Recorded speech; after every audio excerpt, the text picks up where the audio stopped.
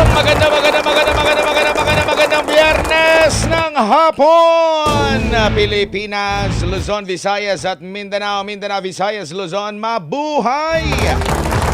Kamusta kayo, Pilipinas? Kamusta ang ating mga kababayan sa ibayong dagat? Mga OFWs, kamusta po kayo? Welcome po muli dito sa ating programang Makialam, Makibalita sa isyu ng lipunan at alamin ang katotohanan. Ngayon pong hapon, Biyernes mga kapartner. Today is December 19. Aba, napakabilis talaga ng arating araw mga kapartners dahil ilang araw na lang bago ang Pasko. 6 na araw na lang.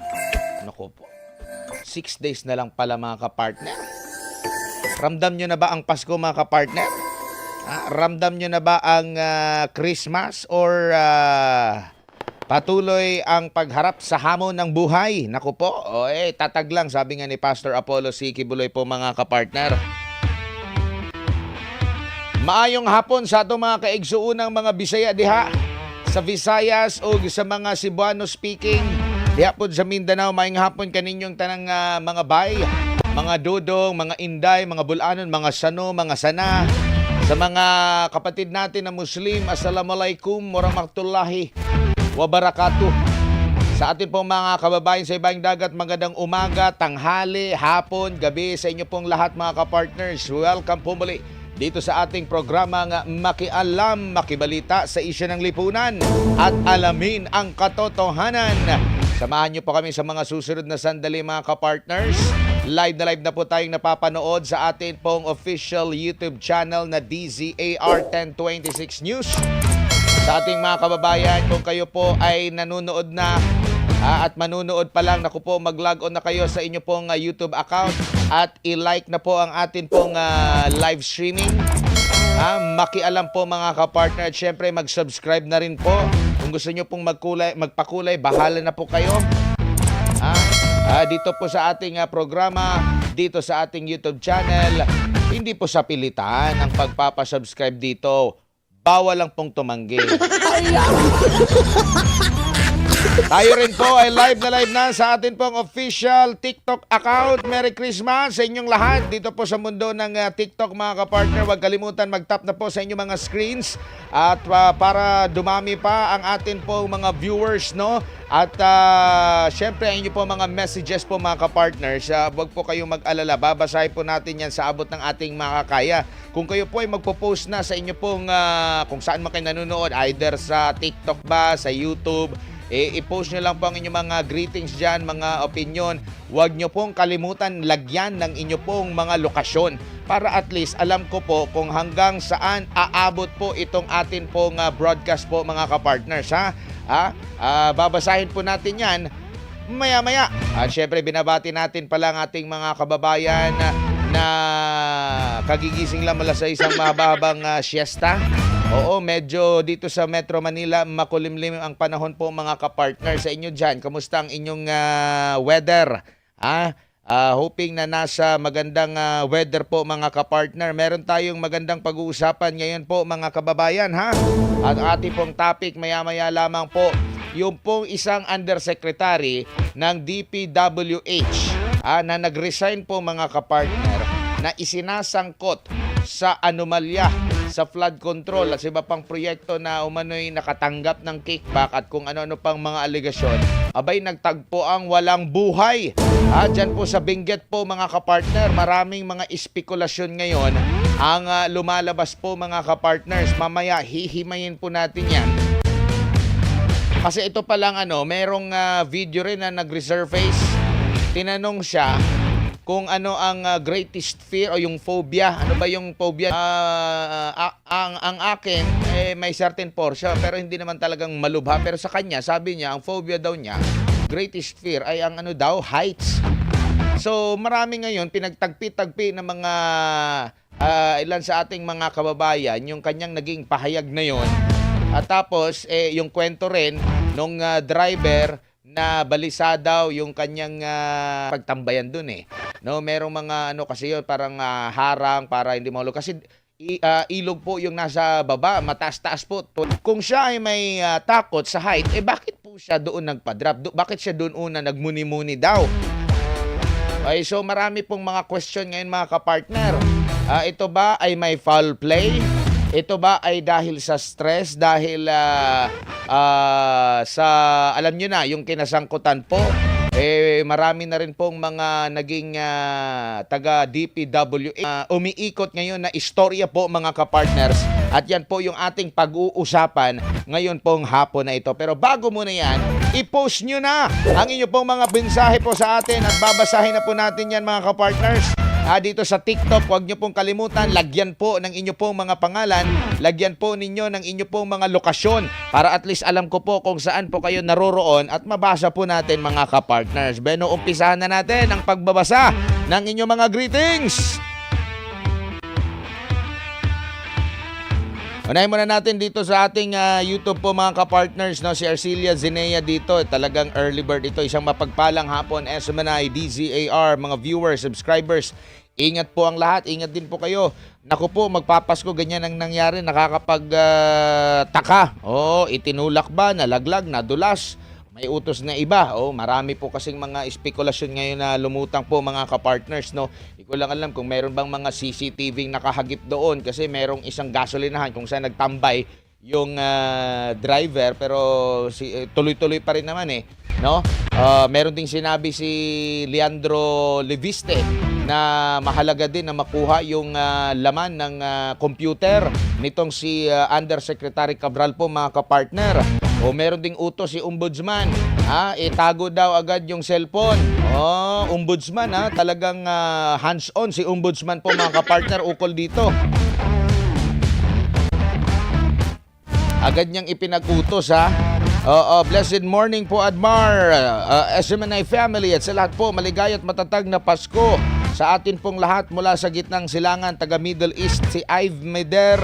Good afternoon po watching from Singapore. Have a blessed Friday. Si Tessie Labo naman, maraming salamat sa panonood. Maraming salamat din kay Marieta Ortega. Magandang hapon watching from Hong Kong. Maing hapon sir, nanonood from Singapore. Si Tessie Labo, taga Singapore pala ito. Si Bem Singgito, mabuhay Admar hanggang gusto mo. Watching from Jeddah, Kingdom of Saudi Arabia. Gamit pa rin ang Nokia 3310. High-tech. May camera bang 3310? Pinagluloko ako na yun. Ni Bem Singgito taga Davao City, OFW 10 years, walang uwian. Assalamualaikum sa tanan. Inday G, magandang hapon Admar sa buong SMNI. Ganun din po sa Gunda family sa Davao City. Team Bluetooth ako from Hong Kong. Si Ernie Barrera, maraming salamat sa panonood. Josie Morales, maing hapon sa inyong tanan watching from Malaysia. Si B, maing buntag from Moscow, Russia. Wag kayo sa bangin magmuni-muni, baka mahulog kayo at maging kwento. Naku po, mabuhay Admar hanggang gusto mo, sabi ni Bebsing Gito. Okay, sige, mabuhay ka rin hanggang gusto mo. Albert Amon, good PM. Ayon sa kwento ng driver, nagbalik-balik siya sa hotel at Cannon Road pero wala doon. Wala siya binanggit at minsan kung tinawagan man lang si Yusek from Puerto Princesa. Kung kukunin mo rin yung side ng yung side lang talaga yung maririnig mo doon sa driver, mukhang makatotohanan. Hindi pa kasi natin masabi kung ano yung katotohanan as of now, no? Kung one side ka, makikinig ka lang sa driver, nagpa-drop daw, kasi alam niyo naman po mga kapartners, hindi rin po basta-basta itong kinaharap ni Yusek, no? Dahil mamaya marami pong mga aligasyon kasi laban sa kanya. Grabe pa naman magpa-press release yung ating gobyerno. O si Sara Diskaya, meron na nga warrant of arrest, di po ba? Nakulong na. And syempre, sa haba ng panahon, decorated ito official at manggagawa ng gobyerno. Maraming awards din ito. Marami din itong degree na natapos po mga kapartner, no? Matagal din ito sa serbisyo dyan po sa DPWH. Sinasabing Rose from Darang po ito mga kapartner, nakapag-aral sa ibayong dagat. Kaya syempre kung ganun yung nakamulatan mo, na nakagawian mo sa mahabang panahon na yung pamumuno, tapos masasangkot ka sa kontrobersya, hindi rin basta-basta na stress yan no? O kung ano pa ang nagpadagdag sa stress, meron bang siyang alam na gusto na niyang isiwalat tapos yung iba ayaw nang maisiwalat. Kung may sa driver, maaring makatotohanan 'yon kasi di ba, bababa siya doon, nagmumuni-muni, ganito ganyan. Tapos syempre gusto mapag-isa kahit na sinasabihan, so nakatambay lang daw yung driver. Pero lumabas pa kasi yung ibang mga kwento, no? May mga video pa na ang fear niya is heights, no? So kumbaga parang parang magdadalawang isip ka, magtatanong ka talaga, saglit lang, kung meron siyang takot doon sa heights, bakit doon siya magmumuni-muni?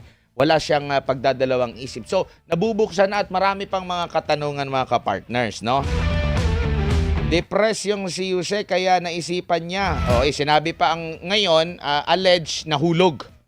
Ayun yung sinabi, nahulog po. Wala pa po yung sinasabing nagpatiwakal or meron bang foul play. So unang-unang anggulo pa nilang tinitingnan, nahulog. Pero yun nga yung sinasabi natin. Kung totoo yung video na kumakalat na ang kanyang sinabing phobia ay heights, doon pa lang, hindi ko alam kasi hapon pa lang eh. Tama ba? Hapon, maliwanag pa ba doon sa lugar na yon? Kung madilim sa lugar na yun, anong titingnan niya? So baka siguro maliwanag pa yun.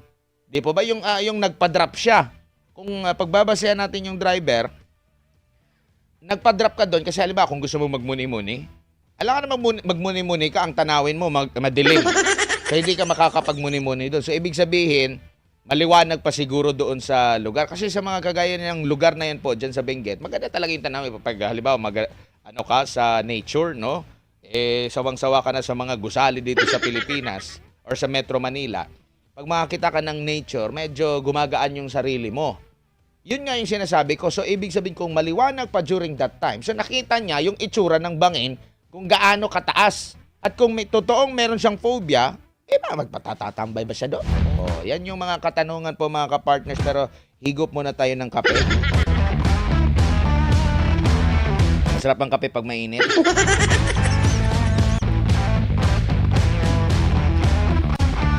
Merry Christmas, Lods! Watching from Cagayan de Oro City. Ay mga tsada diha sa Cagayan, ha? Si Kuyang Wendell G, mayng hapon Admar. Solid from Los Angeles. Saan ba ito? Sa LA? California ba to? USA? Or sa LA dyan sa Davao City? Los Amigos. Los Angeles pala. Good morning, 12 a.m. here in Vancouver, Canada. SMNI, the best Christmas station ID. Maraming salamat. Sabi ni Maggie C. 8715. Si maganda ate, maying hapon sa lahat. Taga Singapore siya. Sana ito na ang huling Pasko daw ni BBM. Naku po. Efren Gihilde, pinatay daw like Percy Lapid. Dems Ingito, tanang kaalyado ni Eminem, ito na ang magiging sample sa inyo kung patuloy kayong sunod-sunuran sa mga kawatan. Maging team tulak bangin talaga kayo. Hindi pa may confirm yan mga kapartner. Kung talaga bang may foul play, nagpatiwakal kung ano-ano pa. As of initial investigation, nahulog pa yung kanilang tiniting ng anggulo. Magandang hapon, Admar from Iloilo City, sabi ni Lynn Marie. Lynn Marie, maraming salamat ha. May hapon ninyo tanan diha. Si Maylindo. Tama ba? Maylindo? O Maylindaf? Ano babasahin yan? From Taguig. Hello. Hello ka rin. Kung hindi siya nagpatikol, may hulog yon sa kanya. Utos from alam na kung sino pa. Sabi ni Ate Mills. Franz Aglasi. Paano ba ito basahin? Watching from Italy. Merry Christmas. Merry Christmas din sa inyo dyan sa Italy. Rose 07, good afternoon. Watching from Malaysia. Higup kape habang nakikinig. Yan talaga. Higup muna tayong kape, ha? Sarap talaga pag mainit, no? Sa lahat ng mga walang pang snacks dyan, meron ganyan di ba? Minsan kakain tayo, agahan, tanghalian, hapunan. Pero yung iba, yung mga nakaangat-angat sa buhay, mayroong budget, meron yan silang sa Bisaya pamainit. Pag wala ka talaga, wala kang pang maruya, wala kang pang banana Q, kape lang muna, Kape-kape lang. Blessed Christmas kay Pastor Apollo C. Kibuloy. Sana makalabas na si Pastor sooner or later, sabi ni Maganda. 7368. Magandang hapon na Admar watching from Lofoten, Norway. Ano ba ang salita sa Norway? German ba? Ano bang good afternoon sa German? Guten Morgen, tama ba? Hindi ko alam yan Oo, dito sa TikTok naman, wala naman gusto lang nila mag-share at mag-like at mag-join. Maraming salamat po sa inyong lahat mga kapartners, no? So, post lang kayo ng inyong mga opinion sa ating pag-uusapan po mga kababayan. At syempre, huwag niyo pong kalimutan na mag-share ha. At least para marami-rami po ang makakapanood sa atin pong tatalakayin ngayong hapon na ito dito sa ating programang Makialam, makibalita sa isyu ng lipunan at alamin ang katotohanan. Narito na mga balitang dapat po ninyong malaman po mga kapartners. Sa lahat po ng mga manggagawa nagtatrabaho po sa gobyerno. Abay, meron pong pahayag ang Malacanang, meron pong kautusan ng Malacanang ha. Suspendido po ang pasok sa lahat po ng tanggapan ng gobyerno sa Disyembre 29. Araw po yan ng Lunes mga kapartners. At Enero 2 at Enero 2. Okay, so ilang araw bago ang pagsalubong sa bagong taon. At isang araw pagkatapos ng bagong taon po mga kapartners, araw ng Biyernes, wala pong pasok ha. Sabi po ng Malacanang, pakikiisa po ito para proper kayo makapagsalubong sa bagong taon. Pati po sinilabas na memorandum ng Malacanang, Memorandum Circular 111 na nilagdaan ni Acting Executive Secretary Ralph Recto nitong Disyembre 18 kahapon. Layo nito na bigyan ng pagkakataon ang mga empleyado ng gobyerno na maipagdiwang ang bagong taon kasama ang kanilang mga mahal sa buhay. Hindi naman ito sakop ang mga ahensya ng pamahalaan na responsable sa mga basic, vital at health services, gayon din ang mga nasa preparedness and response, panahon ng kalamidad, yung mga nasa health sector, no, manggagamot sa gobyerno. Yung mga nagtatanong, paano naman kami sa private? Paano kami sa pribadong sektor? Tanungin nyo po ang inyong pamunuan, yung employer po ninyo. Magkakaroon ba kayo ng walang pasok ha? So yan po mga kapartner ay para po sa mga manggagawa sa gobyerno. Makialam, makibalita sa isyu ng lipunan at alamin ang katotohanan. Dito naman tayo sa mga gumagamit po ng EDSA. Naku po, eto muling nagpaalala po ang MMDA o Metro Manila Development Authority sa publiko na habaan ang pasensya kasing haba ng traffic. Sa tuwing kayo po ay daraan po dyan sa EDSA mga kapartner, dahil posibleng umabot po sa 450,000 na mga sasakyan ang dadaan po dyan sa kalsada. Lumilit po yung kalsada na yan pag ganyan karami po ng mga sasakyan dumadaan. Alamin natin ang kabuang detalye ng balita mula kay Sheena Torno.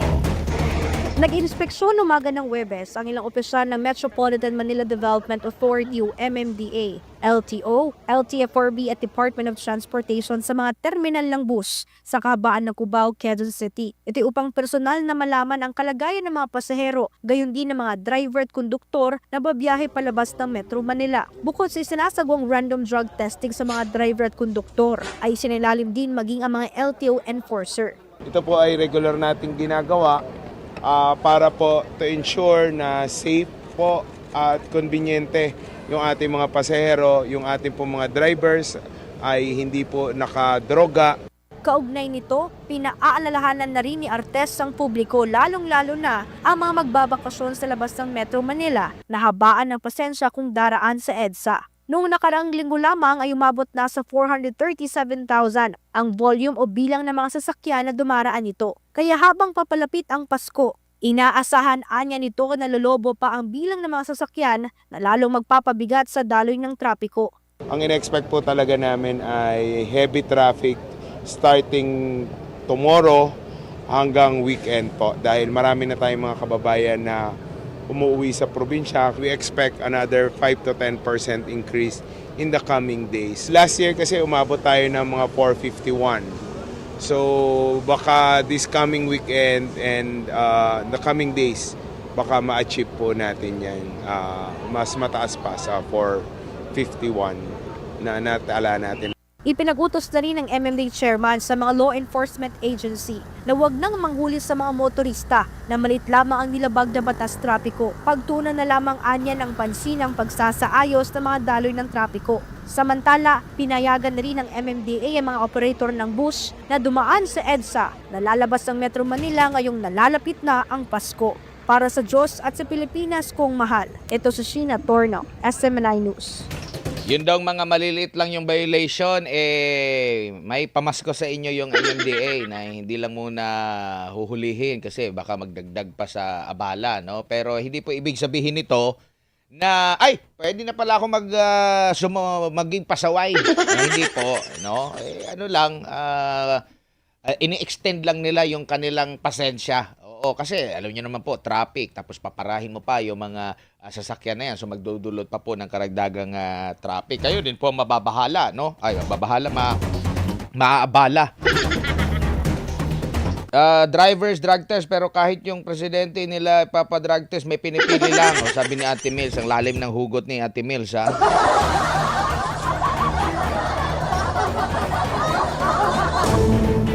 Oy, magandang hapon kay Via Borse. Magandang hapon dyan sa Hong Kong.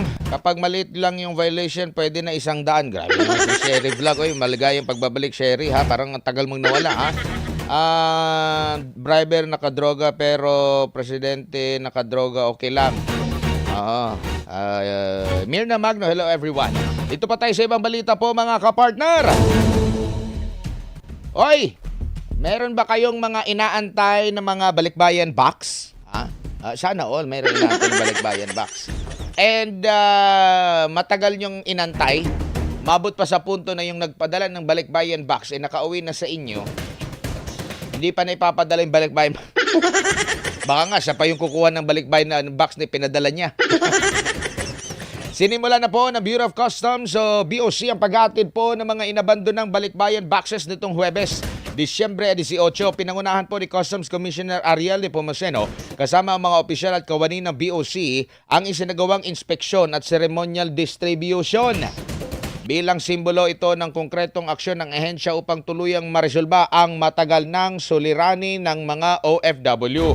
Matagal na reklamo ng mga Pinoy sa abroad ang pagkakatenga ng kanilang mga padala sa kanilang pamilya dito sa Pilipinas dahil sa irresponsableng gawain ng ilang freight forwarders. Naisa kataparan naman ito matapos aprobahan ng pondo para sa agarang pamamahagi ng mga padala ng mga OFW. Para mapabilis ang pamamahagi ng balikbayan boxes, nakikipagtulungan na rin ngayon ang BOC sa Department of Finance, Department of Migrant Workers at iba pang kinaukulang ahensya ng pamahalaan. Sa sobrang tagal, baka expired na yung mga pinadalang tsokolate dyan. Yung lotion, hindi na nakakaputi, nakakaitim na kasi expired. Kaya nga mga kapartner, minsan kung ako yung magiging OFW, di ba? Maging practical na lang tayo, mas mabilis pa. Idaan na lang as remittance po mga kapartner, as pera na lang po yung ipapadala compare po dyan mga kababayan. Pero alam nyo naman po, dito kasi sa Pilipinas po mga kapartner, iba kasi yung feeling, no? Kapag nakapagpadala ka ng gamit, sa mahal mo sa buhay. Ako, meron akong mga kaanak na nagtatrabaho sa abroad. Pag nagpapadala ng package, talagang iba yung saya. Kaysa sa padalhan ka ng pera. Kasi ang iniisip mo kasi nun, imported to. Galing to ng Amerika. Galing ito ng Japan. Tapos pagtingin mo doon sa label, Made in China. Pambihira. Nabibili lang naman pala yan dito kasi marami yan dito, Made in China rin. Oo, di ba? May mga ganyan mabot pa nga ako. Ako, na-experience ko dati na pinadala ko sa aking kamag-anak sa abroad yung sukat ng aking paa. Hindi yung number, yung size 9, size 10. Yung paa ko kasi mga nasa size 10 hindi po ganyan yung pinapadala numero, kundi mismo yung guguhitan mo mismo. Merong idodrawing yung ilalapag mo sa either cardboard ba yan, tapos iguguhit mo yung paa mo doon. Tapos guguntingin, tapos yung padadalhan mo niyan, yan yung isusukat niya doon po sa sapatos. Nabutan ko rin yung mga ganyan. Oh. Kung gusto nyo po kasi, gaya nito, baka pagdating po sa inyo, yung tsokolate, hindi na matamis. Mapakla na. Oh. Maalat na. Kasi expired. Yung lotion na inaasam-asam mo, ang tagal dumating, naabutan na ng expiration, hindi na pampaputi, pampaitim na. Kaya nga, mas maganda, pera na lang, dito na lang, maging practical. Magpapadala na ako, kayo na bahala. Oo, kasi yung mga produkto rin naman dito, made in China rin.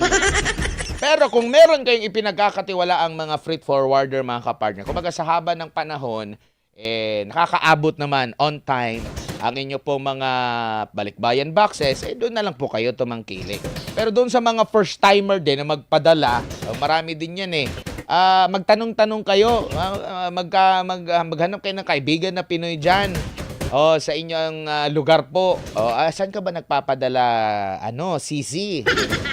Para doon na lang din ako magpadala ng aking pasalubong. Pasalubong ba yan? Or padala balikbayan box. Ganyan. Tama, sabi ni Bida dyan sa Russia. Pera na lang ako, 5 years na, isang beses na lang nagpadala ng box kasi dito daming bawal food, bawal drinks, puro kaldero lang at kumot. Tapos charge $150, pag Mindanao $175. Pera na lang. Hayaan mo kung ano yung mga pangangailangan. Pero yun nga, naiintindihan ko rin na iba rin kasi yung naidadalang joy. Doon po sa pag naibigay mo, ito galing ito ng Japan.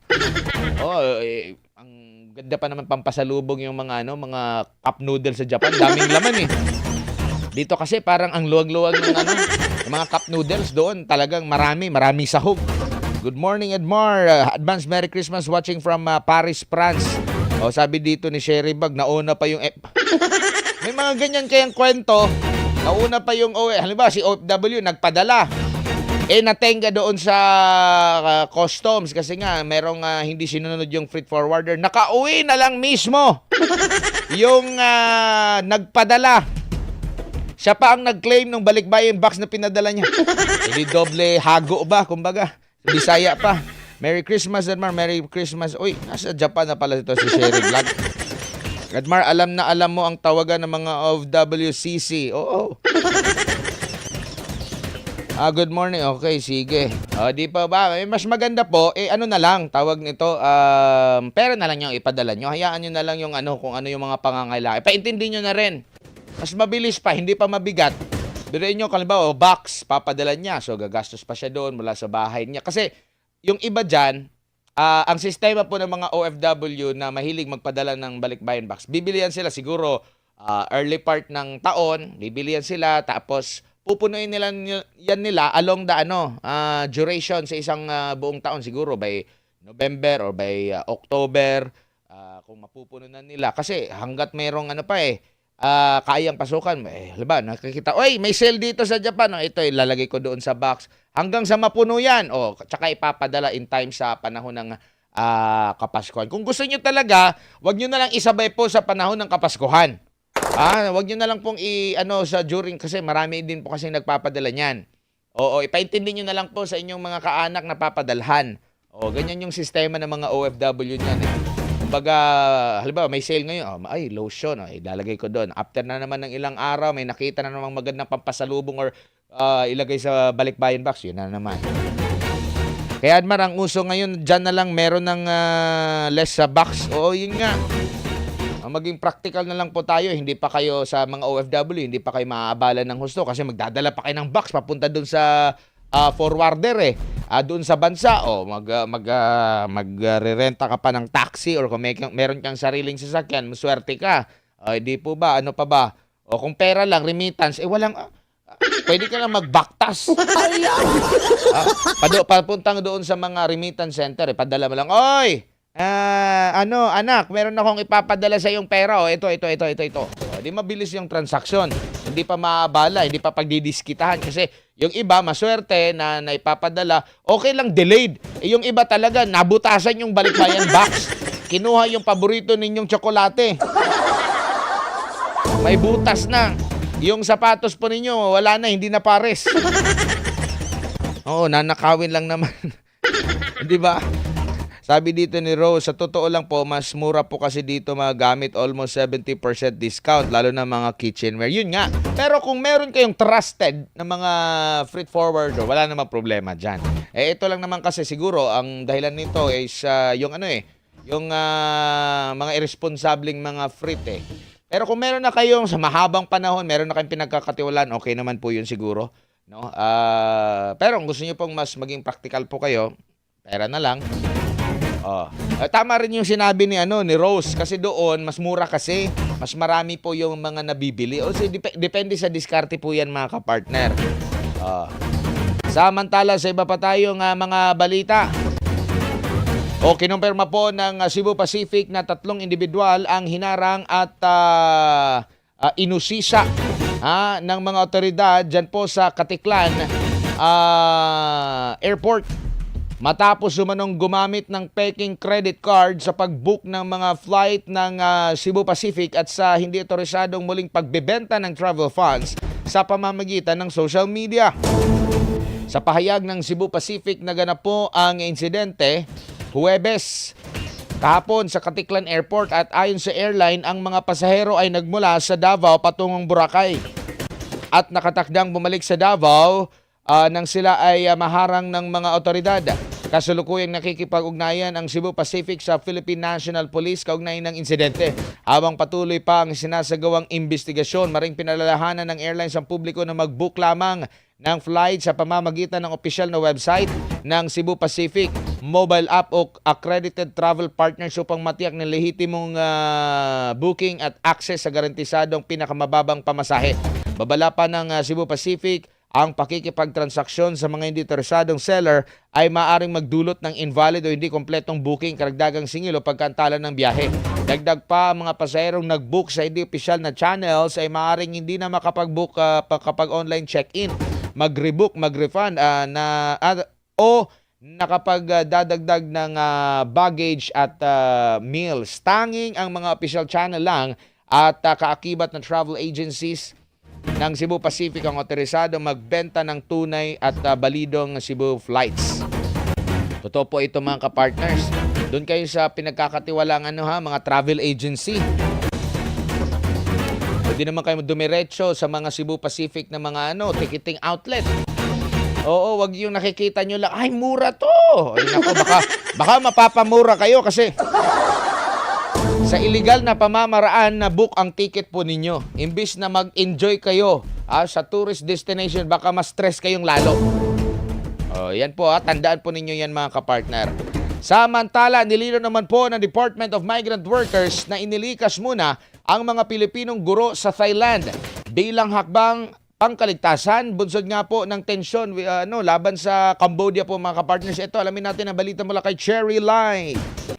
Umabot sa 259 na Pilipinong guro ang inilikas mula sa border areas ng Thailand patungo sa mas ligtas na lugar. Ayon kay DMW Secretary Leo Kakdak, ang paglikas sa mga guro ay sinagawa dahil sa border conflict at banta sa seguridad sa ilang lugar sa southern border. Sa kasalukuyan ng ilan ay nasa evacuation centers, habang ang iba naman ay pansamantalang tinutuluyan ng kapwa Pilipino. Tiniyak ng DMW na sila ay ligtas at tumatanggap ng financial assistance, katuwang ang Philippine Embassy at Labor Attaché sa Bangkok. Binigyan din ng kalihim na hindi sila humihiling ng repatriation at kapag bumuti ang sitwasyon ay maaari silang makabalik sa kanilang teaching institutions dahil kailangan pa rin sila ng mga paaralang kanilang pinaglilingkuran.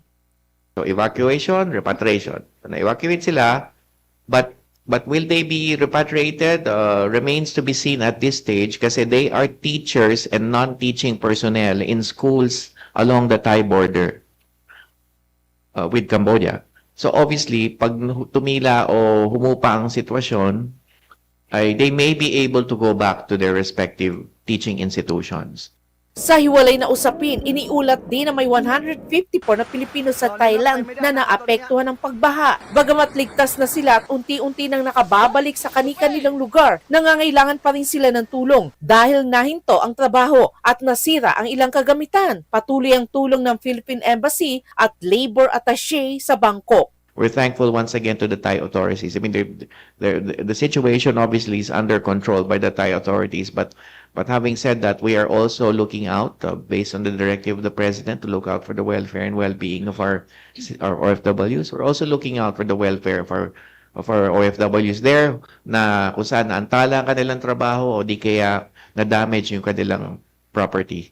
Samantala sa Myanmar, iniulat ng DMW na 71 na biktima ng human trafficking ang nakauwi na sa bansa noong Disyembre 12, 2025. May mahigit 100 pang nananatili sa panig ng Myanmar at naghihintay ng pagtawid. Ayon kay Kakdak, mas pinag-iigting na ngayon ang government-to-government coordination ng Myanmar at Thailand, kaya mas maayos ang kooperasyon kumpara noon. Inaasahan ng susunod na batch, kabilang ang humigit kumulang na 26 na darating sa panahon ng holiday, habang may 74 pang hinihintay. Ang mga ito ay minomonitor ng Philippine Embassy sa Yangon sa Maiwadi area sa silangang Myanmar na patungo sa kanlurang Thailand. Sa Cambodia, may 56 na Pilipino na nasa scam hubs sa bahagi ng Thai-Cambodia border. Bagamat nasa safe ground sila na ngayon, hinihintay ang ligtas na repatriation sa tulong ng Philippine Embassy sa Phnom Penh. Ayon sa DMW, 22 sa kanila ang inaasahang makakauwi ngayong linggo. Tiniyak din na ang mga biktima ay mabibigyan ng kaukulang tulong, kabilang ang financial assistance bilang pantawid habang inaayos ang kanilang pagbabalik. Sabi naman ni IACAT Executive Director Hannah Lisette Manalili na pinapalakas na ng iba't ibang ahensya ang detection mechanism, lalo na laban sa fraudulent documents na isa sa karaniwang modus sa human trafficking at scam operations.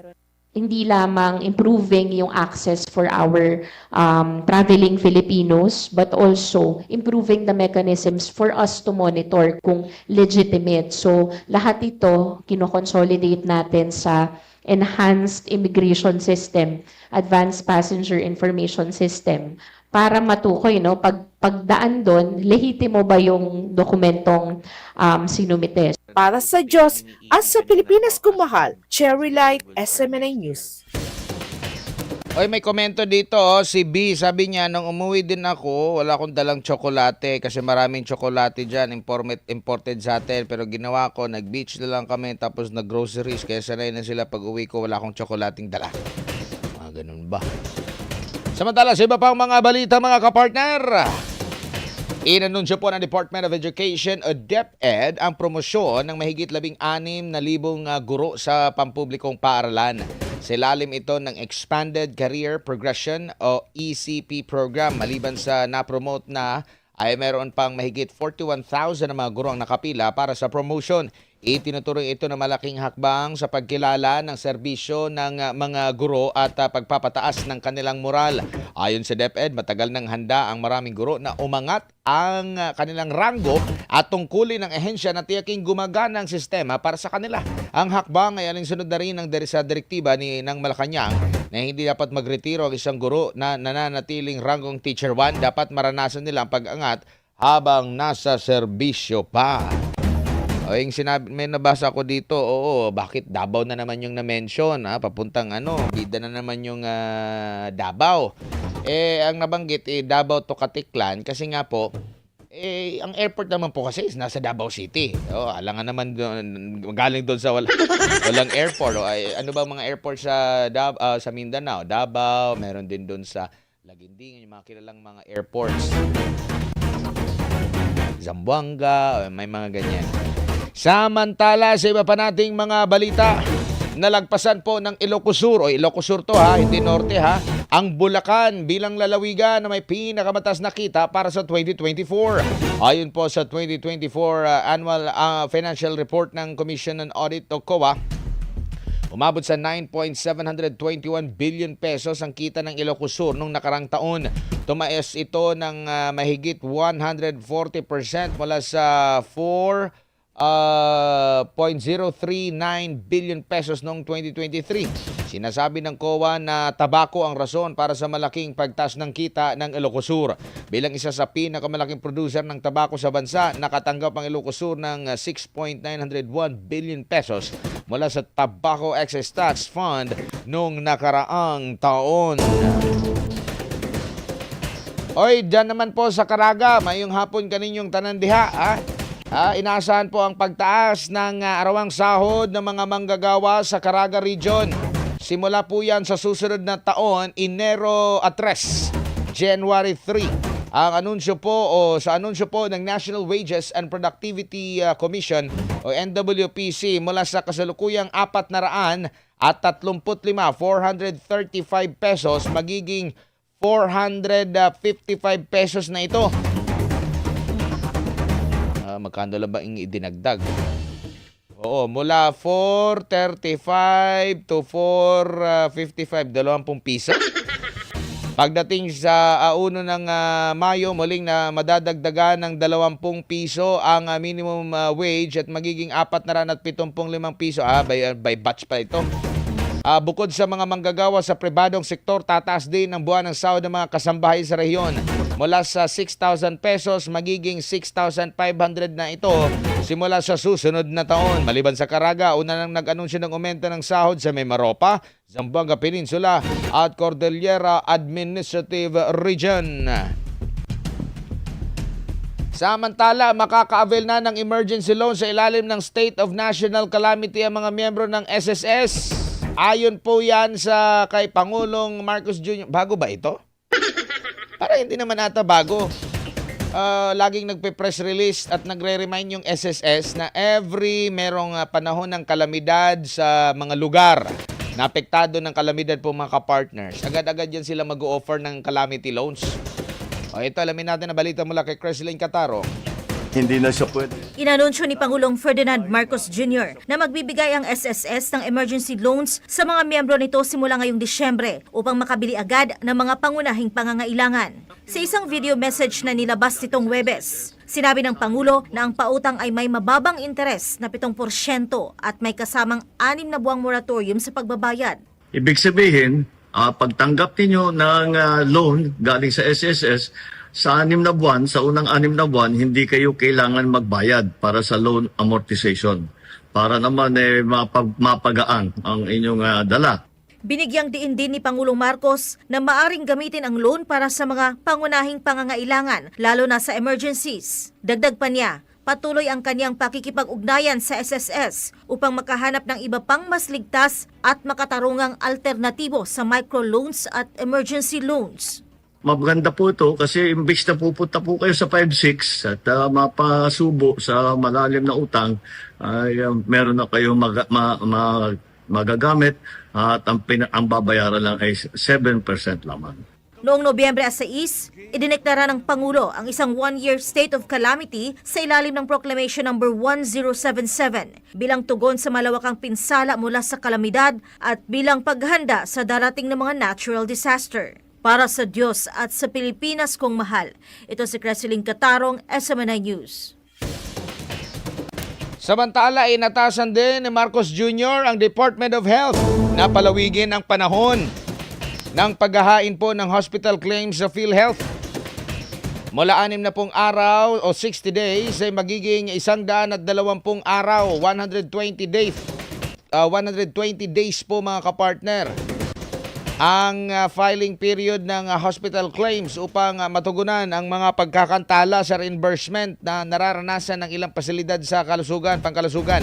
Sinabi po ng Malacanang na pinag-utos na ni Marcos Jr. ang tinatawag na claims flexibility upang mabigyan ng mas mahabang panahon ang mga ospital sa pagkumpleto ng mga dokumentong kinakailangan ng PhilHealth.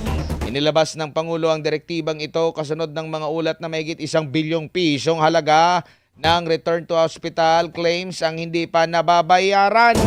Ayon sa palasyo, pinaliwanag ng DOH ng pagbabalik ng ilang PhilHealth claims ay dahil sa kabiguang makapagsumite ng kumpleto at wastong mga dokumento ang ilang mga ospital sa loob po ng itinakdang 60 araw.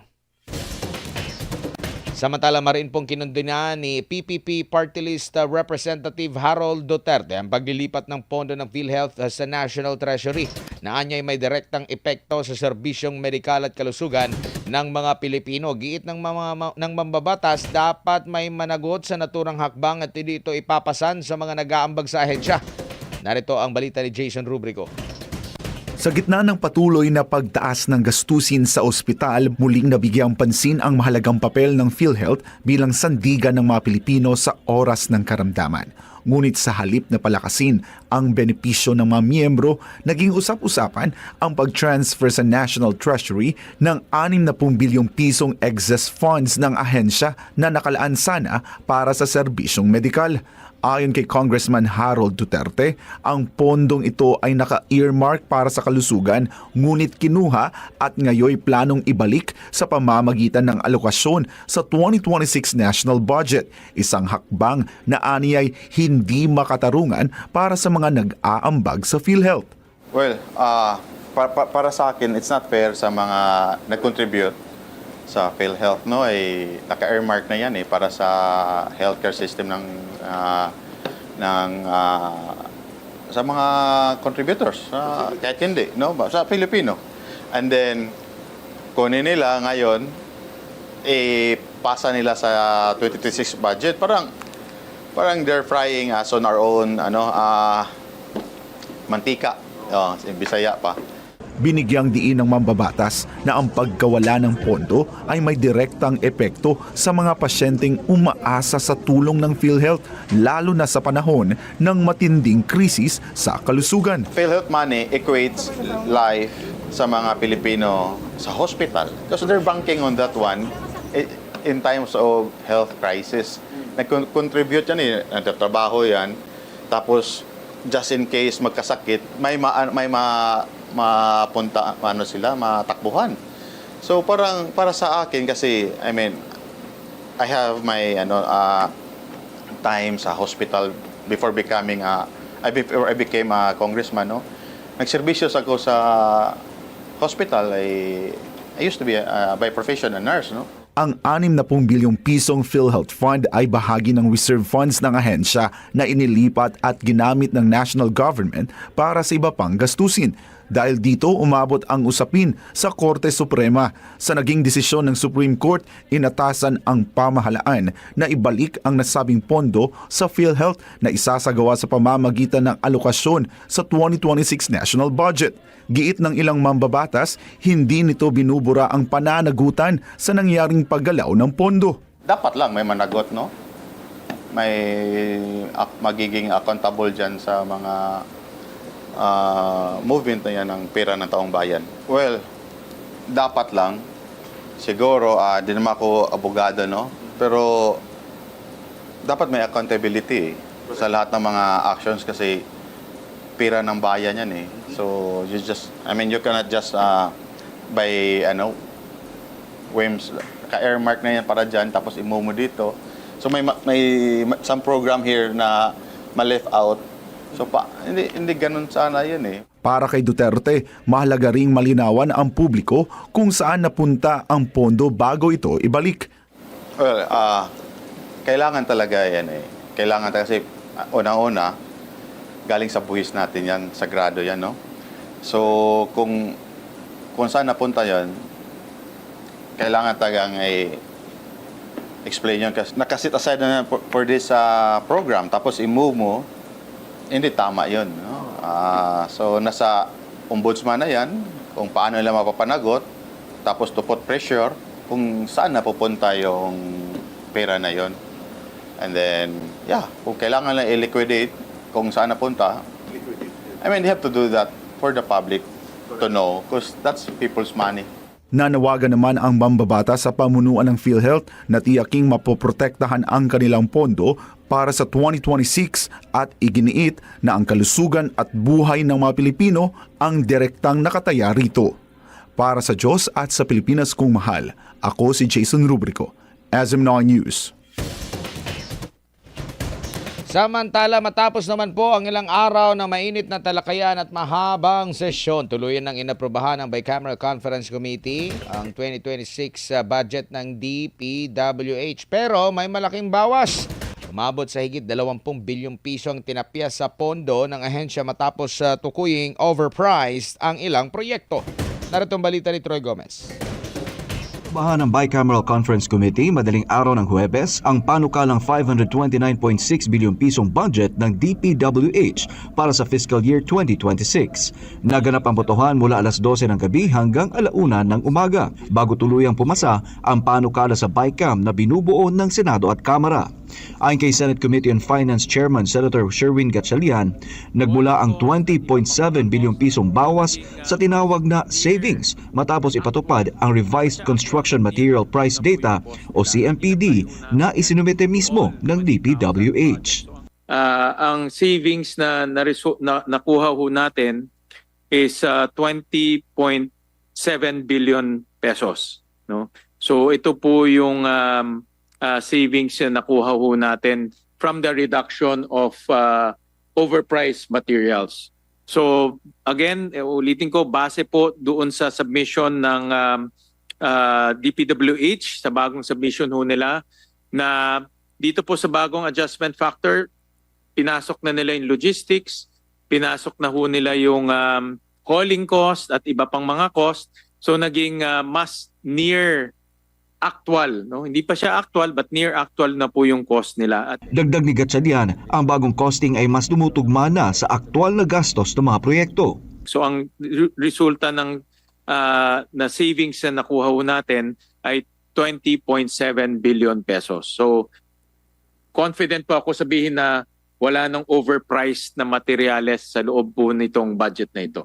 Ang inaprobahang 529.6 bilyong pisong pondo ng DPWH ay halos 94.8 bilyong piso na mas mababa kumpara sa bersyon ng Kamara na nasa humigit kumulang 624 bilyong piso. Una nang kinukonsidera ng mga mambabatas na bawasan ng 45 bilyong piso ang pondo ng ahensya.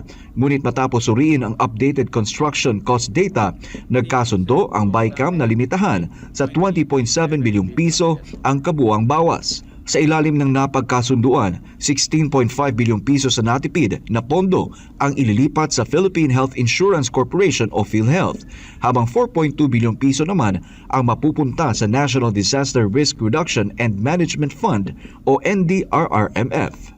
16.5 billion ilalagay po sa PhilHealth. Inatitira naman po 4.2 billion dahil po maraming mga lugar ang nasalanta, marami ho tayong mga lugar na tinamaan po ng bagyo or earthquake, ilalagay naman po yung 4.2 additional sa NDREAM Fund. Dahil dito, inaasahang tataas sa 129.8 bilyong piso ang 2026 budget ng PhilHealth habang aabot sa 39.8 bilyong piso ang pondo ng NDRRMF. Sinabi ng Bicameral Budget Committee na ang kabuang 20.7 bilyong pisong savings ay nagmula sa paglalapat ng revised CMPD sa lahat ng DPWH projects na saklaw ng 2026 budget na umaabot sa 10,000 proyekto sa buong bansa. Para sa Diyos at sa Pilipinas, kung mahal, Troy Gomez nag-ulat, SMNI News.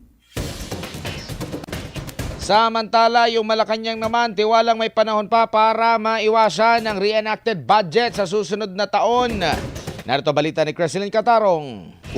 Nananatiling kumpiyansa si Pangulong Ferdinand Marcos Jr. na bago matapos ang taon, mapipirmahan ang panukalang 6.793 trilyong pisong pambansang budget para sa susunod na taon ayon sa Malacanang. Sinabi ni Presidential Communications Office Undersecretary at Palace Press Officer Claire Castro, mas pinipili ng administrasyon ang maayos at napapanahong budget kaysa umasa sa reenacted budget sa pagsisimula ng 2026. Ito ay tugon sa mungkahi ni Senator Panfilo Lacson na gumamit muna ng reenacted budget sa unang quarter ng susunod na taon. At hindi pa naman po natatapos ang Disyembre. Sa tingin po ng Pangulo ay may sapat pang panahon para aralin ito. Ani Castro, layunin ng administrasyon na maiwasan pareho ang reenacted budget at isang problemadong pambansang pondo. Binigyang diin din niya na ang nais ng Malacanang ay pambansang budget na hindi madaling pagmula ng katiwalian, kundi isang maayos na budget na may papasa sa tamang panahon. I don't want to mention any lesser evil. I will mention a good option. Ang good option, araling mabuti, hindi pa po tapos ang Disyembre. Patuloy na tinatalakay ng Bicameral Conference Committee ang panukalang 2026 General Appropriations Act upang pag-isahin ang bersyon ng Senado at Kamara. Para sa Diyos at sa Pilipinas kung mahal, ito si Creslin Catarong, SMNI News.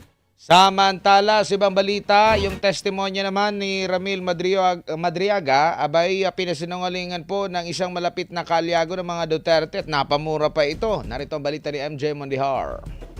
Ang presidente ng Pilipinas, napakaraming sekretary, napakaraming undersecretary, napakaraming assistant secretary, at napakaraming general sa Armed Forces at sa PNP.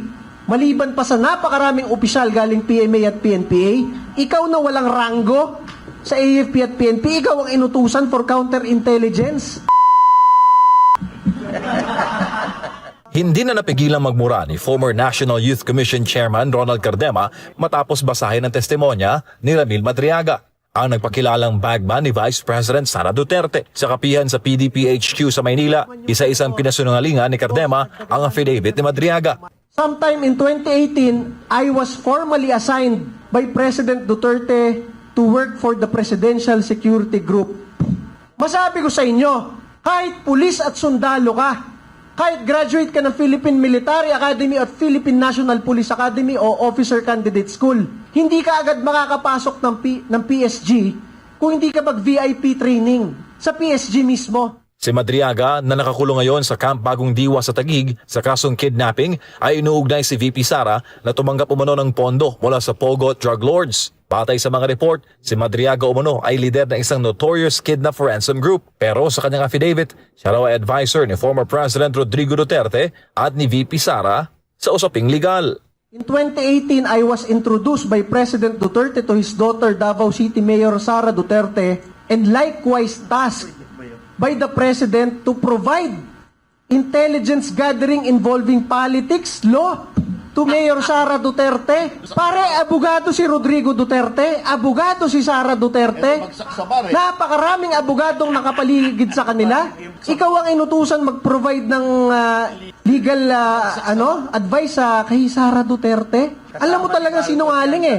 Minaliit naman ni Cardema ang pagiging convener umano ni Madriaga ng grupong Isip Pilipinas o Inday Sara is my president. Base sa kanyang signed affidavit ay personal daw itong iniutos sa kanya ni VP Sara para paghandaan ang pagtakbong Pangulo.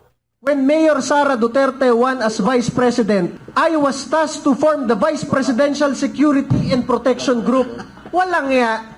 Sa dami-dami ng general ng Armed Forces at PNP at mga opisyal na nakapaligid sa kanila galing PMA at PNPA, ikaw na walang ranggo, ikaw ang pinag-form ng Vice Presidential Security Group. Isinumite na ng kampo ni Madriaga sa ombudsman ang notarized affidavit nito at nanawagan na aksyonan ang kanyang reklamo. Sa panig naman ni Cardema, tinanong niya ang pamilya Duterte at itinanggi na kilala ng mga ito si Madriaga, maging ng mga kilala niyang PSG na nagsilbi noon kay dating Pangulong Duterte. Samantala, may isang anggulo namang lumutang laban kay Madriaga. Sa kaparehas sa press conference, ito ang pahayag ng unnamed source ni former Communications Undersecretary Lorraine Badoy sa loob ng BJMP. Sa kalumian si Madriaga, yung asset natin ang sinasabi, siya yung nilapitan ni Trillanes para i-assassinate si Vice President. The Vice President knows this. Para sa Diyos sa Pilipinas kung mahal, MJ Mondihar, SMNA News. Samantala, hindi pa po bumabalik ng Pilipinas ang dating Department of Public Works and Highway Secretary, DPWH Secretary Manuel Bunoan.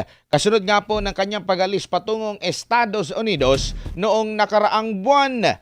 Ayon sa Bureau of Immigration, si Bunoan ay umalis ng bansa noong November 11 at sinabing sasama ng kanyang asawa para sa isang medical procedure. Gayunman, ayon sa BI, hindi pa siya bumabalik kahit nakasaad sa kanyang liham na December 17, 2025 ang kanyang target na petsa ng pag-uwi. Si Bunoan ay may immigration lookout bulletin kaugnay ng flood control anomaly at nagbitiw sa pwesto dahil sa issue. Isa siya sa mga inaakusahan ng pagkakasangkot sa mga ghost flood control project sa Bulacan. Samantala, inaresto naman po ng NBI ang kontratistang si Sara Diskaya. Kasabay ito ng anunsyo ni Pangulong Marcos Jr. hinggil sa paglabas ng warrant of arrest. In fact, parang papunta na sila ng Cebu. Kung di ako nagkakamali po mga kapartner. Ang naglabas po ng warrant ay Cebu. Bakit Cebu? Kahit na nasa Davao sinampa yung kaso. Kasi parang doon parang yung mga special court, no? doon para related dito po sa flood control anomaly po mga kapartner. Samantala, dito tayo mga kapartner sa atin pong main topic po ngayon mga kababayan. No? Ito nga pong pagka natagpuan po kasi, no, na wala ng buhay ang undersecretary po ng DPWH sa katauhan po ni Maria Catalina Cabral. Idineklara pong patay ang nagbitiw na Public Works and Highways, okay, na undersecretary na si Maria Catalina Cabral na iniuugnay po mga kapartner sa mga umano'y irregularidad sa flood control projects matapos po siyang unang makita na unconscious, walang malay, unresponsive din po sa kahabaan po ng Bued River. Diyan po sa Cannon Road, Benguet, noong Huwebes ng gabi. Kagabi lang po ito mga kapartner, no? Ayon po ito sa Cordillera Police. Idiniklara ang kanyang pagkamatay ng doktor na si Gian Francis Salinas bandang alas 12:02 ng madaling araw. Kanina po mga kapartner. Matapos pong maiahon ang kanyang katawan mula sa ilog ng mga first responders bandang alas 12 po ng hating gabi. Batay po sa salaysay nitong si Ricardo Hernandez. Ito yung pong driver ni Cabral mga kapartner. Minamaneho niya ang kanyang amo pababa ng Cannon Road mula po sa Baguio at patungong La Union nang magpasya umano si Cabral na bumaba at hiniling na iwan muna siya na mag-isa dyan sa bahagi ng Purok Maramal ng hapon. So, maliwanag pa talaga yung area po mga kapartners, di ba? Naalala nyo yung ating take note natin tong mga details na mga sinasabi po. Alas 3 ng hapon pala nagpababa. Nagpa-drop siya doon sa bahaging yon. Ang bahaging ito ng Zigzag Road ay saklaw po ng bayan ng Tuba, Benguet. Itinuturing din po itong mataong lugar. Sinabi ng driver na bumalik siya bandang alas 5 ng hapon upang sunduin na. So, mga alas 3, alas 5 siguro. Di ko lang alam kung maliwanag pa ba yung alas 5. Kasi pag bare months kasi medyo maaga ang tawag nito, dumidilim yung kapaligiran. Pero alas 3, sure ako, medyo maliwanag pa yan. Okay? Bandang alas 5 ng hapon, bumalik siya, pero hindi na po niya natagpuan ang dating undersecretary. Okay? Agad siyang bumalik doon sa hotel. Umuwi pa siya sa hotel kung saan sila naka-check-in ni Cabral at kalaunan ay nagtungo sa Cannon Road View Deck kung saan matatagpuan yung Station 8 ng Baguio City Police Office dahil nga hindi na nga niya nakita itong si Cabral, no? Ang Purok Maramal malapit lang din pala yung area po mga kapartner kung saan po nahulog itong si Yusek Cabral. Malapit lang pala doon sa sirang rock shed at rock netting project site na in-inspection kamakailan ni Marcos Jr. kasama sina Baguio Mayor Benjamin Magalong at Tuba Mayor Clarita Salungan noong Agosto matapos questionin ang kalidad ng mga proyekto. Ang naturang project ay tinukoy din ni Marcos bilang may anomalya. Para imbestigahan yung ilang matataas na opisyal ng DPWH. Kabilang na rin po dito si Cabral. Una na niyang itinanggi na meron siya, sangkot siya dito sa multi-billion pesos na kickback scam matapos po siyang ituro ng kapwa undersecretary na si Roberto Bernardo.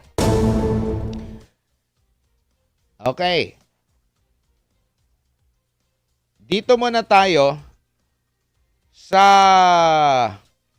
dagdag pa ng mga statement naman, no, bago natin yon yung kumbaga mga detalye nung insidente po mga kapartner,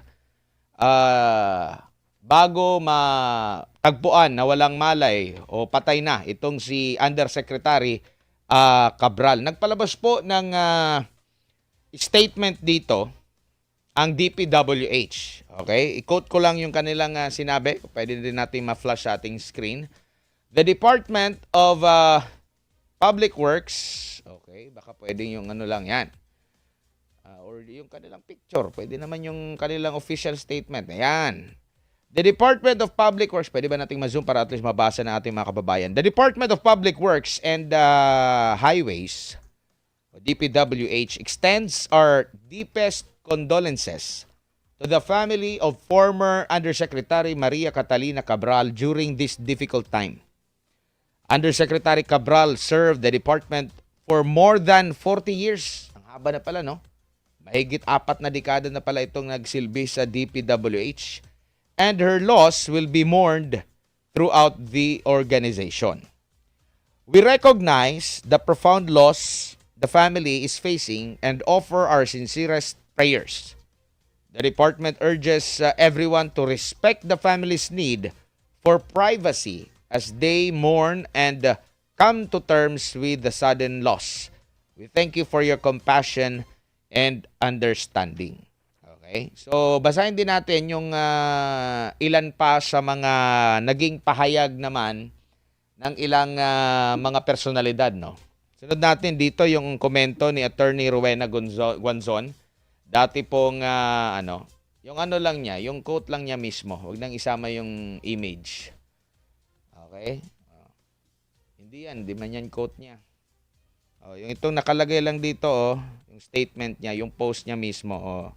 Nilagay ko dito. And I quote, sa mga nilaglag na at ilalaglag nila sa flood control corruption na ito, magsalita na kayo hanggat maaga pa dahil yan ang natitira nyong alas sa kanila. Hindi malabo na isa-isahin kayo dahil mapapahamak sila sa pagkanta nyo. Malalim po yung naging post nito pong si Attorney Rowena Guanzon po, mga kapartners. Kumbaga magsalita na. Mamaya, babanggitin pa natin yung kasi may pattern kasi. Oo, parang kasing ano ba ito, nata-timing ba? Kasi meron mga reports din ng mga binaril na mga kontraktor, binaril na DPWH na mga nagtrabaho sa DPWH. Dito naman kay Congressman Leandro Leviste, sinabi naman niya sa kanyang Facebook post, may listahan sa computer ng yumaong si dating Yusek Cabral na lahat ng proponents ng DPWH insertions. Actually, sa isang panayam niya, nawala daw ito eh. Meron kasi siyang live interview sa isang broadcast network. At sinabi niya, nawawala daw itong computer na ito. At dito daw sa computer na ito, dito, naglalaman ito ng mga sinasabing proponents sa DPWH. Sino ba yung nasa likod ng mga insertions ng DPWH? Dagdag pa ni Congressman Leviste, kung lumabas lang ito, tapos na ang mga investigasyon. So naniniwala siya na maraming mga maraming pwedeng magamit. Sino-sino ba yung nasa likod? Sino bang nag-push through nito, mga kapartners? Okay? Dito naman sa iba pang mga pahayag, no? Like itong si Congressman, si Senador Kiko Pangilinan naman. Okay? Dito sa kanyang Twitter post, mga kapartner, ang sabi niya dito, and I quote, "We do not wish to be insensitive if indeed death has been established, but considering that billions of pesos are involved, we call on Secretary Junvic Rimulya, DILG, to check and validate if the remains of former Yusek Cathy Cabral were properly identified by the authorities concerned.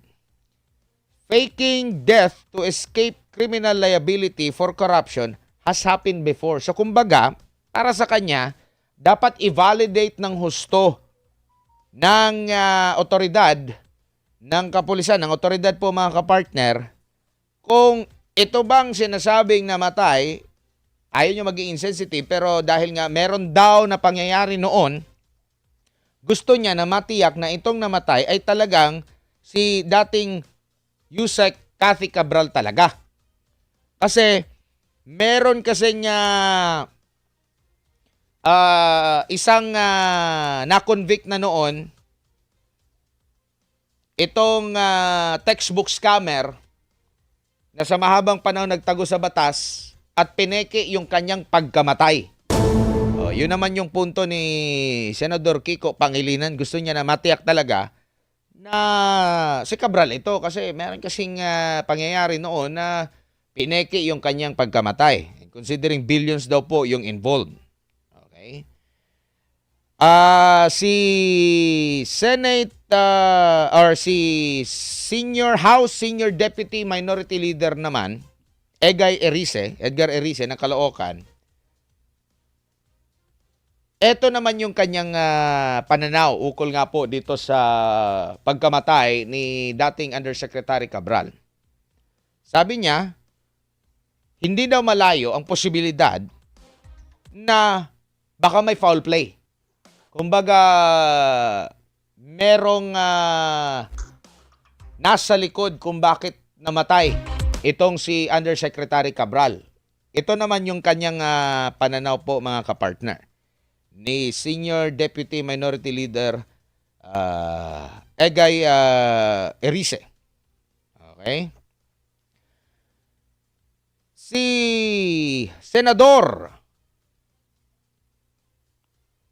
Ping Lacson naman, nung tinanong siya ukol dito, sabi niya dito, it was unfortunate and tragic that former Undersecretary Catalina Cabral would end her life at a time when she could have significantly contributed to blowing wide open the extent of corruption not only in flood control projects but all other anomalies in the infrastructure program of the OFW. Parang nakikita niya na pwede naman siya, malaki naman sana yung magiging ambag niya para at least malaman talaga kung sino yung nasa likod nung mga anomalya sa infrastructure program sa DPWH. Nasasayangan siya kumbaga. And nakita naman niya, sabi pa niya dito, showing signs of cooperating with our investigation but with a lot of pressure which we could not explain.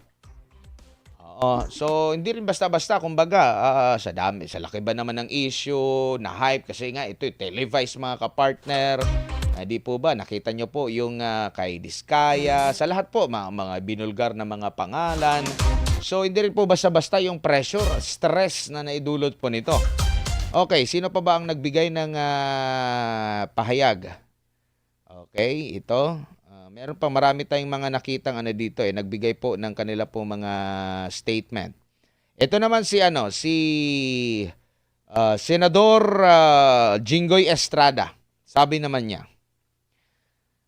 this is above all else a time of mourning for her family, regardless of any issues that may have surrounded her public life.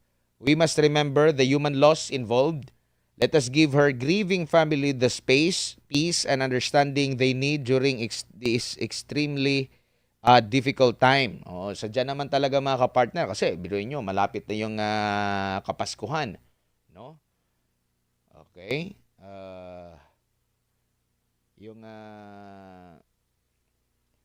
Dito naman po sa panig ng DILG, wala pang nakikita silang foul play po mga kapartner sa pangyayaring ito kay dating Yusek Cabral.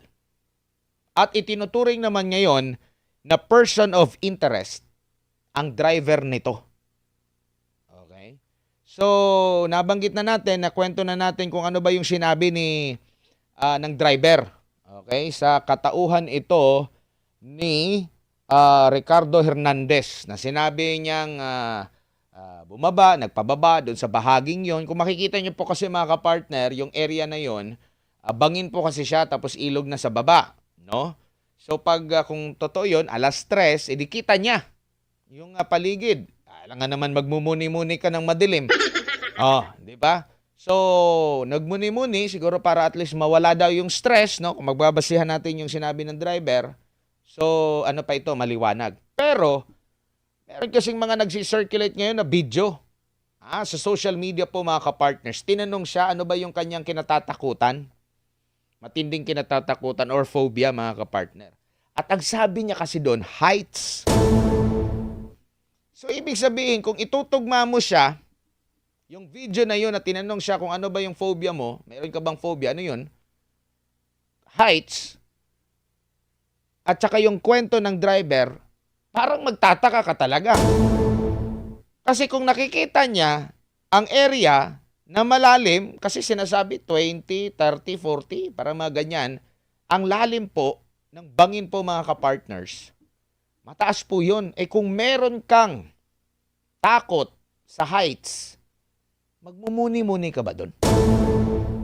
So, nagre-raise ngayon ng mga question ng mga ganyan, di ba? Kung itutugma mo, itatagpi mo mga kapartner. No, bakit siya nandoon sa area na yon? Sabi, baka nagmumuni-muni lang. Yet meron nag-surface na takot pala sa mataas na heights itong si Yusek Cabral. Tapos pumunta siya doon, hapon, kikita niya yung paligid. O bakit siya nagmuni-muni doon sa mataas na bahagi na yon? Doon pa sa kwento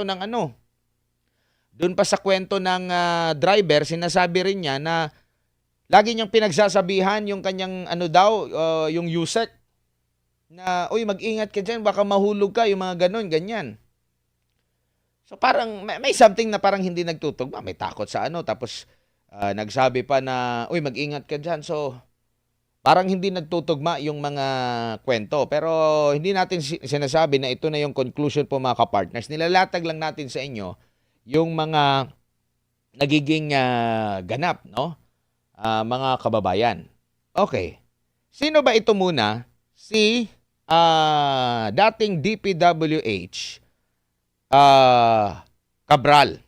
Decorated ito na manggagawa sa gobyerno mga kapartner. Nabanggit nga natin kanina, 4 na pong dekada na pala ito nagsilbi dyan po sa DPWH.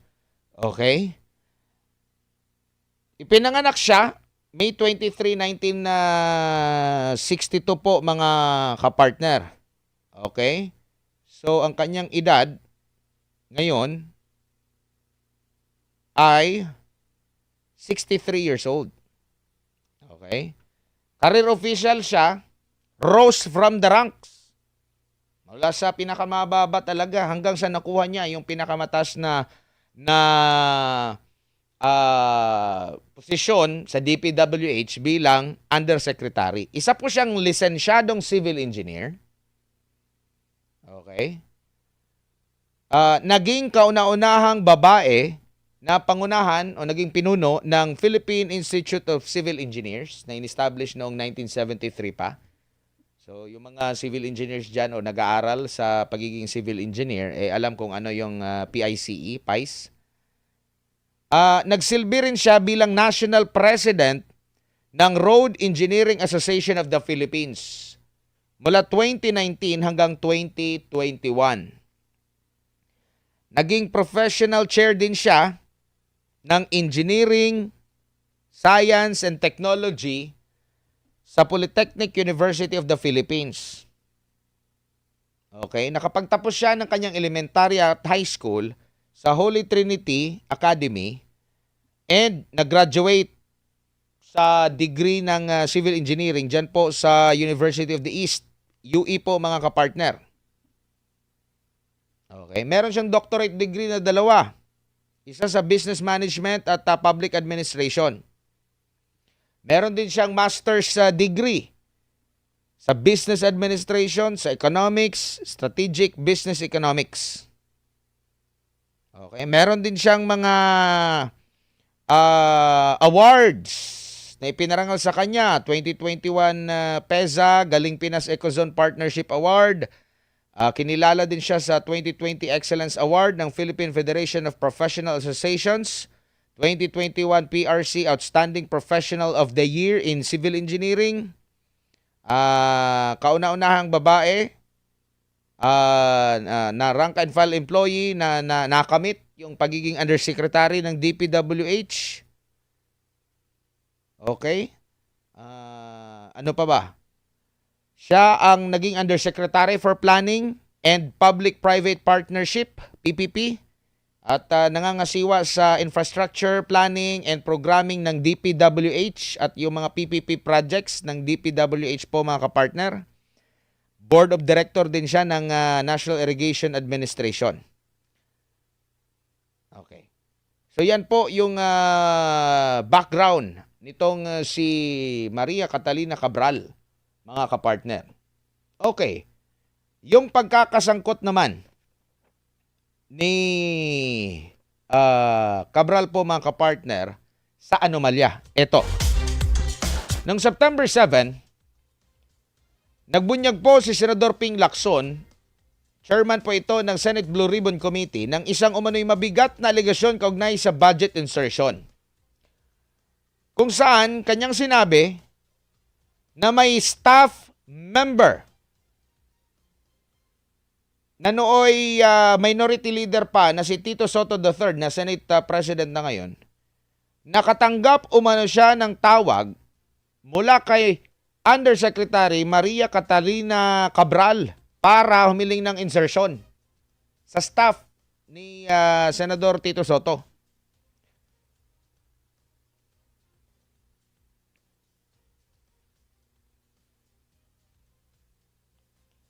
Sabi dito ni Lacson, the USEC that I mentioned to have offered our Senate President to make insertions in the 2026 NEP vehemently denied it to her new boss, DPWH Secretary Vince Dizon, and to his face at that was actually lying through her teeth.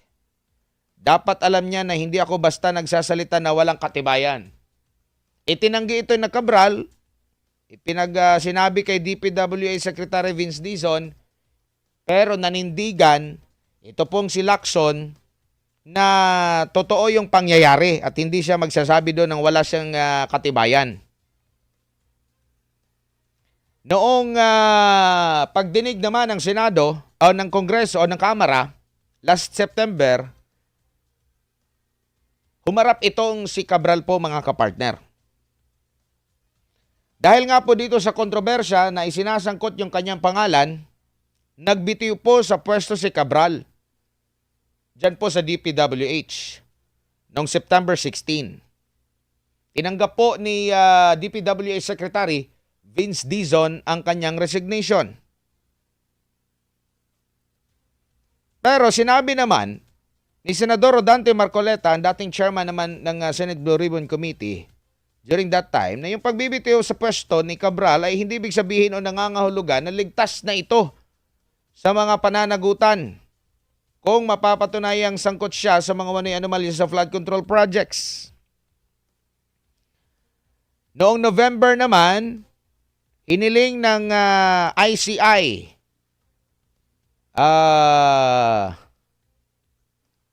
sa Office of the Ombudsman na imbestigahan si Cabral kasama sina dating Secretary Manuel Bonoan at Undersecretary Roberto Bernardo.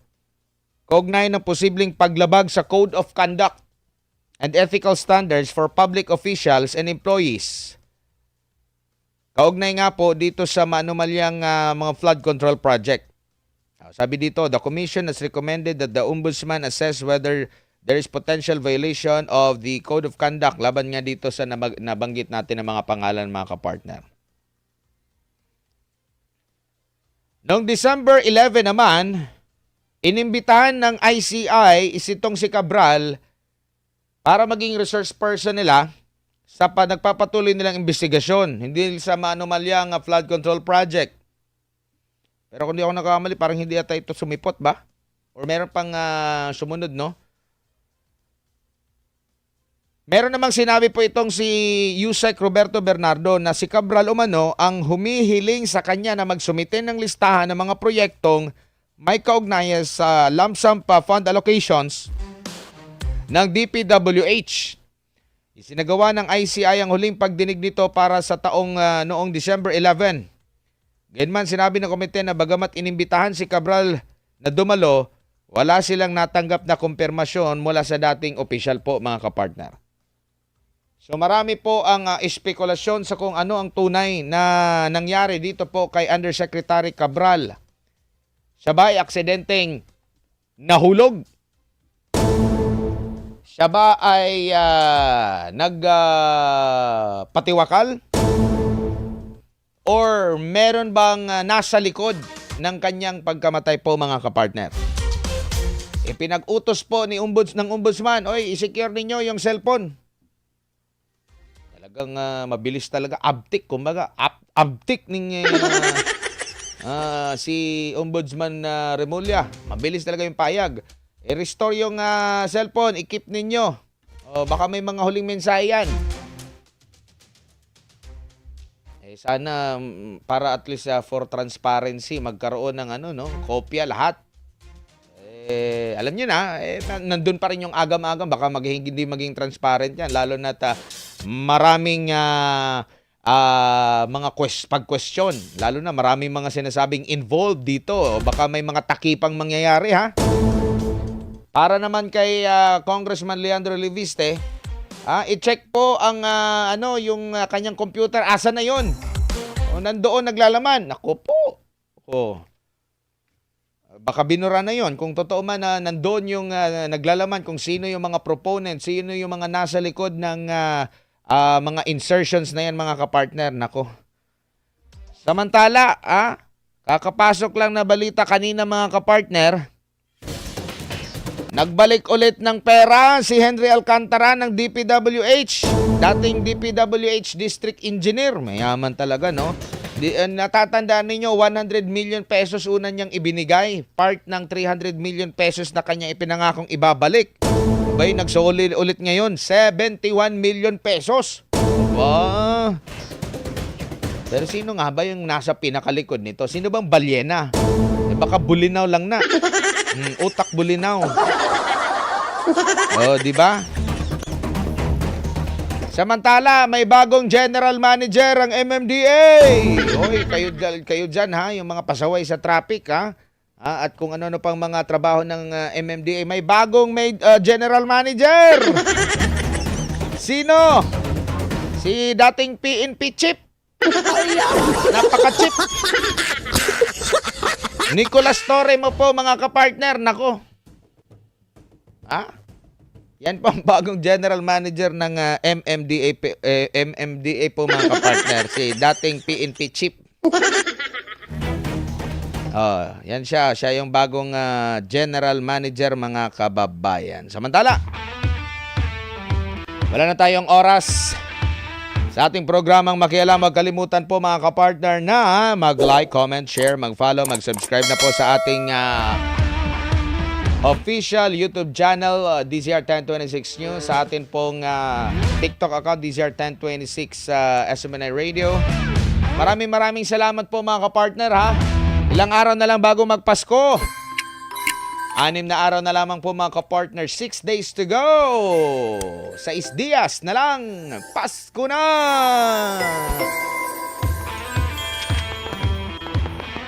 Ay, huwag kalimutan natin, patuloy natin na ipagdasal sa ating makapangyarihang Ama. Mga ganap ngayon, mga hamon sa ating buhay, mga hamon ng ating bansa.